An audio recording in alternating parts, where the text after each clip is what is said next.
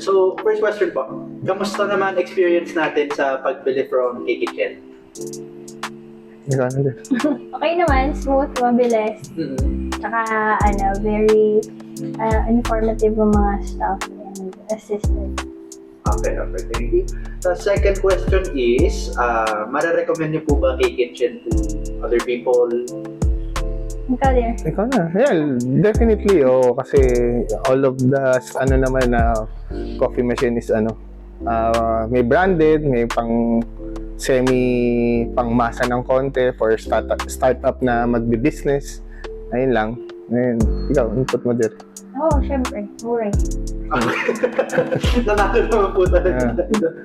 Okay, tas final question siguro is, satisfied naman po ba tayo sa pricing tsaka sa mga freebies?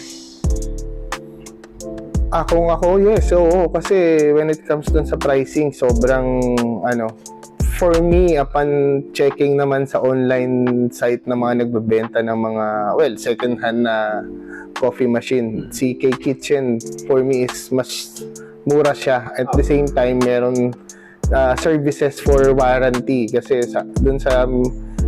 kung bibili ka online, sa tao lang din, problem is after sales mo, problema. Kung masira, syempre personal lang din yon, wala kang mahirap bumalik.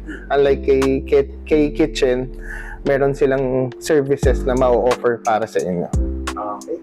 Yan lang naman po para short and sweet. Okay. Thank you very much.